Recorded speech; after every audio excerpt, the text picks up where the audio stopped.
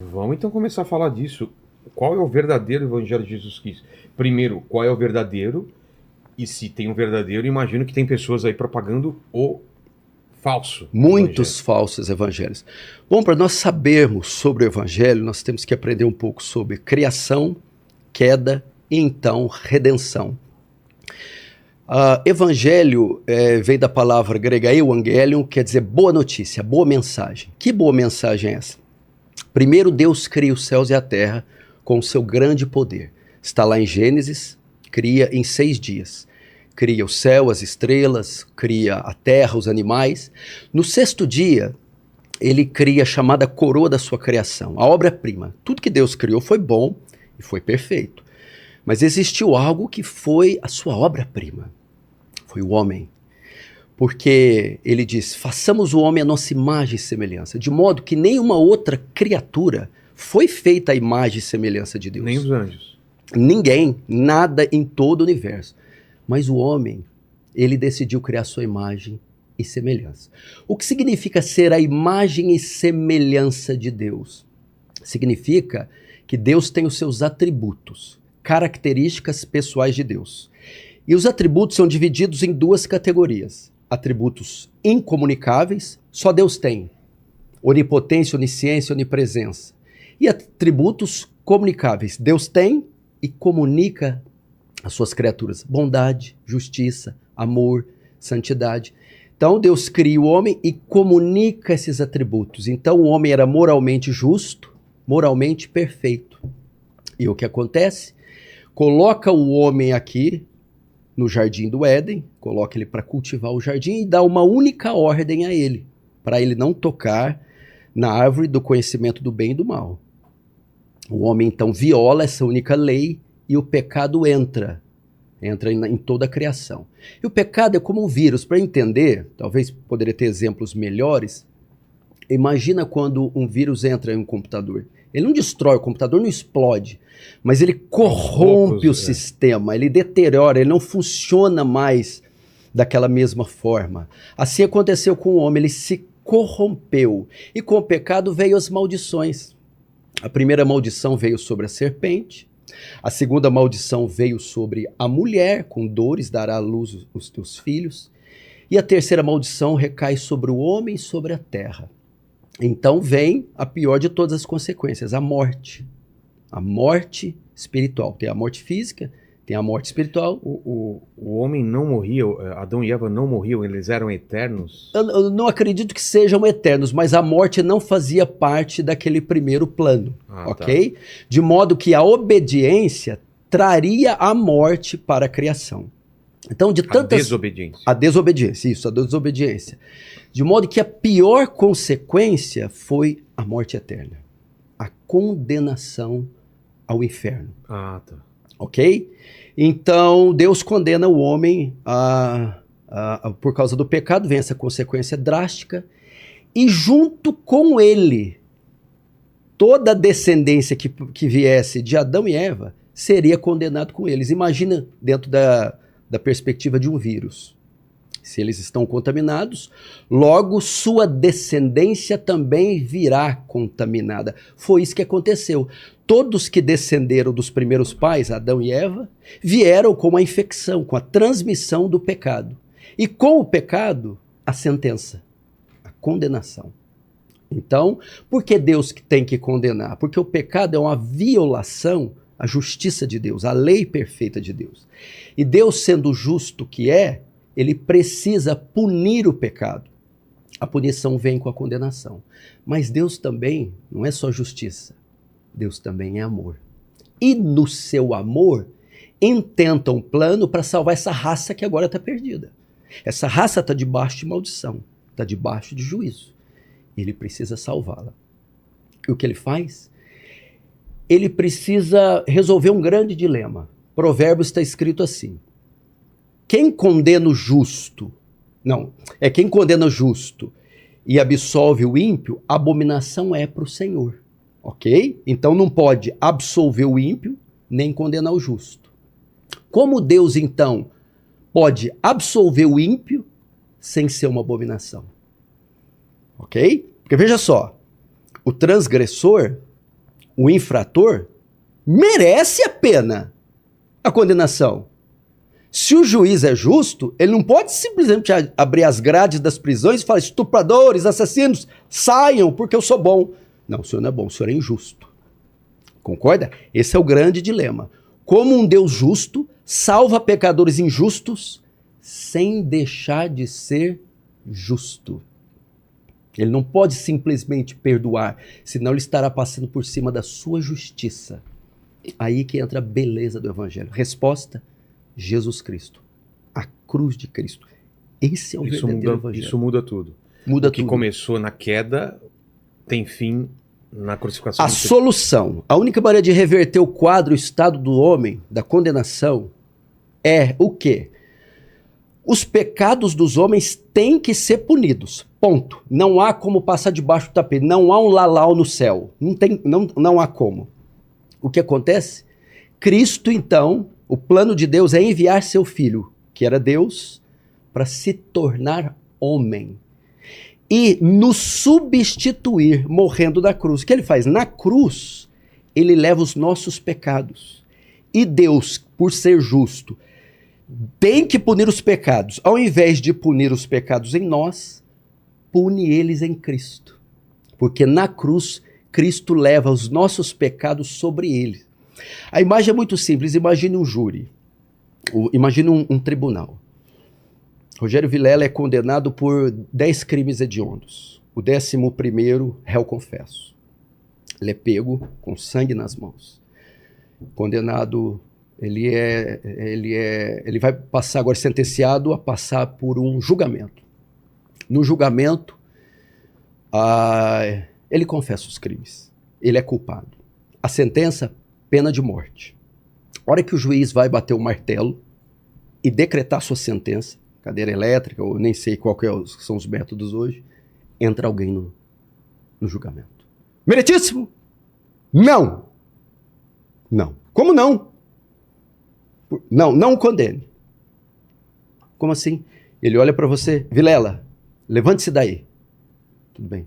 Você se levanta e ele senta no seu lugar. Pode continuar, meritíssimo. O juiz: espera aí. Você está querendo dizer que você assume os 10 assassinatos dele? Sim. Mas se você assumir os assassinatos, você vai ter que arcar com a punição. Sim, eu arco. Cumprir a pena. Cumprir a pena. Mas a pena é de morte. Pois eu morro. Ok. Então aquele homem é executado no seu lugar. Porque o Estado quer justiça pelos crimes e a justiça tem que ser satisfeita. Ou será satisfeita com você ou com qualquer outro. Ela não pode ficar sem ser satisfeita. Foi isso que Cristo fez. Tirou todos nós do banco dos réus e olhou para Deus, o juiz, e disse: cobra o pecado de todos eles de mim. Mas meu filho, se você tomar o lugar deles, você vai se fazer culpado como eles. Eu faço. Mas se você fizer culpado, você vai pagar a penalidade. Eu pago. Mas a penalidade é a execução sumária. Pode executar. Essa é a história de amor. A mais bela história que o mundo já ouviu. Mas se Jesus era homem, era carne, como ele suportou essa dor? Vamos lá. Como um humano? Vamos lá. Jesus era 100% Deus e 100% homem. Vamos entender isso.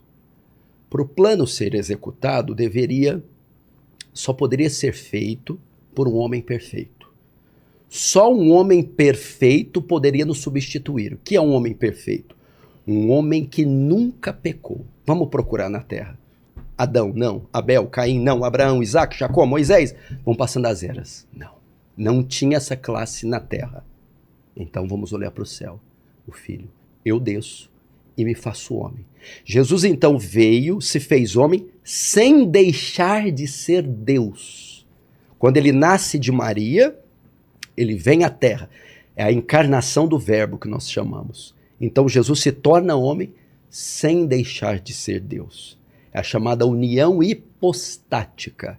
Ele não era 70% Deus e 30% homem, Ele não era 50 homens, 50 Deus. Ele não era mais homem e menos Deus. Não, ele era 100% Deus e 100% homem, coexistindo junto na mesma pessoa sem se misturar. Quer ver uma prova disso? Na mesma passagem, quando ele está viajando com os discípulos do barco. Como homem, de tão cansado, dorme. Quando os discípulos acordam, mestre, mestre, estamos morrendo. Como Deus repreende a tempestade. Acalma-te o mar. Homem e Deus na mesma passagem. E por que tinha que ser homem e Deus? Só um homem perfeito podia nos substituir. Hebreus diz que Jesus foi em tudo tentado, a nossa semelhança. Imagina você, Vilela, quantas vezes e por quais coisas você já foi tentado desde que você nasceu. Pensa em todas. Jesus também sentiu o mesmo desejo, a mesma tentação. Mas não pecou. Então, o homem perfeito. Só que só um homem não suportaria pagar pela penalidade e sobreviver a ela. Se ele fosse só homem, ele não suportaria. Por quê? Deixa eu te fazer uma pergunta. Quem foi que executou Jesus na cruz? Pilatos? Herodes? Roma? Os judeus? Na sua opinião, quem foi? Todo mundo. Não. Foi Deus. Como assim? O próprio Pai que o matou. O quê? O próprio Deus o matou. Por quê? Vamos lá. Quando Jesus morre na cruz, todo o nosso pecado é lançado sobre ele. Quando Deus olha para o Filho lá na cruz, o que ele vê? Uma bola de iniquidade, de pecados. Já que os pecados estão lá, o Senhor agora tem que punir. Ele pune com o quê? Um atributo que pregador nenhum ensina. A ira de Deus. O que é a ira de Deus? A resposta de Deus ao pecado. Significa que, vamos dizer, a justiça dá a sentença. Justiça de Deus. A ira cumpre a sentença. A ira é um míssil. Imagine que a ira de Deus é um míssil teleguiado. E esse míssil está programado para ir aonde? Onde está o pecado? Na cruz, o pecado está em nós ou está em Cristo? Em Cristo. Então, o míssil da ira tem que cair sobre Cristo. Quem envia o míssil? Deus. O Pai. Isaías 53:10. Foi do agrado do Pai moê-lo até enfermá-lo. O próprio Deus executa o Filho. É difícil entender isso. Para mostrar para quem está nos ouvindo o terror do pecado. Deus odeia tanto o pecado, mas tanto, que nem o próprio Filho poupou. Por quê? Por causa da sua santidade. Outro atributo. Abacuque 1,13 diz, Deus diz, o profeta diz, tu é tão puro de olhos que não pode contemplar o mal. Quantos pecados bastaram para Adão e Eva cometer para ser banido do paraíso pro resto da vida? 10? 5? 1. Porque o pecado, ele é contrário à natureza de Deus. O Senhor não pode ser conivente com o pecado. Agora você vai entender aquele salmo que você fala tanto, aquele trecho. Elohim, Elohim, lama sabachthani. Ele brada na cruz. Deus meu, por que me desamparaste? Por que me abandonaste? Resposta? Porque na cruz você se fez pecado, meu filho. Então, ele despeja a ira e mata o seu próprio filho. E com ele, todos os nossos pecados. Os pecados são pagos naquele momento. Aquilo, Vilela, não é um show de terror. Aquilo é uma demonstração de amor. O filho pegando todo o nosso pecado e botando nas costas. Eu suporto, traga-os, eu os compro, eu pago por eles. Mas o preço vai ser muito alto. Você vai ter que suportar a ira. Então ela veio. Imagina, para você ter uma ideia, o que é a ira. Imagine um meteoro. 1 milhão de vezes maior que a Terra. Mais pesado que a Terra. Vindo na velocidade da luz contra a Terra a 1 hora. E ela vai colidir com a Terra e vai transformar tudo em pó. E ela está vindo. E alguns minutos antes dela chocar com a Terra, um muro, 1 milhão de vezes maior que o meteoro, se coloca entre a Terra e o meteoro. Então o meteoro colide com o muro. E destilhaça e faz o muro em 1000 pedaços. E aquele meteoro estilhaça e nem um estilhaço toca na Terra. Mas e o muro? O muro não aguenta, ele se desintegra. A ira de Deus era esse meteoro que estava vindo sobre o homem, para esmagá-lo e puni-lo pelos seus pecados, e vindo 1 bilhão de vezes maior. E quando ia colidir conosco, o Senhor Jesus se coloca entre nós e o meteoro, e abre um braço para a esquerda e a direita e diz: está consumado, em tuas mãos entrego o meu espírito. Então a ira de Deus caiu sobre ele. A Bíblia chama de cálice da ira. Nenhuma gota desse cálice caiu sobre nós. Mas e o filho? O filho não aguentou. O filho morreu. Jesus morreu. Jesus deu a sua vida. A única maneira de... Se a pena era uma pena de morte, eu teria que pagar com a vida para eu ser absolvido só com outra vida. Por isso Jesus morreu. Mas o evangelho não acaba aí. Se falarmos só da morte, por isso que o Mel Gibson até estava pensando em fazer outro filme, né? A continuação é o que eu vou falar agora. Resurrection. A ressurreição. Se ele fosse só homem, teria acabado ali. Mas ele também era Deus, e só um Deus poderia suportar a ira de Deus e no terceiro dia ressuscitar dos mortos. Foi o que aconteceu. Imagina o terceiro dia, havia uma profecia. Foi trancada, foi colocada na tumba. Estava correndo um boato, e Herodes e Pilatos, sabendo disso, mandou redobrar a guarda daquele túmulo. Pode ser que eles vão vir tirar esse corpo e tal. Eu imagino que todo o inferno, até Satanás, mandou todos os demônios, os soldados romanos, vamos ficar naquela pedra, ele não pode sair de lá. Mas a Bíblia diz que era impossível. No terceiro dia, ele a si mesmo ressuscitou dos mortos. A pedra do sepulcro rolou de forma sobrenatural. Jesus ressuscitou. Se você for na Meca, tem os restos mortais de Maomé, no Japão, de Buda, em Juazeiro do Norte, Padre Cícero. Vai lá em Jerusalém, na tumba de Jesus, procura um fio de cabelo. Você não vai encontrar, porque ele ressuscitou dos mortos. Agora você tem que perguntar, mas por que a ressurreição é importante? Por duas coisas. Primeiro, só um homem não podia pagar pelos nossos pecados, tinha que ser Deus. A ressurreição é a prova da divindade, ele a si mesmo ressuscitou. Segundo, vai morrer por eles aí. Mas quem disse que o Pai vai aceitar esse sacrifício e que ele é suficiente para salvar uma multidão de pecadores? A ressurreição é a prova que o sacrifício foi suficiente e que o Senhor aceitou ele como pagamento por nós. Esse é o Evangelho de Cristo. Não tem nada a ver com casa, BMW, Rolls Royce, cura de caroços, não tem nada a ver. É a redenção de um mundo que está caminhando ladeira abaixo para o inferno.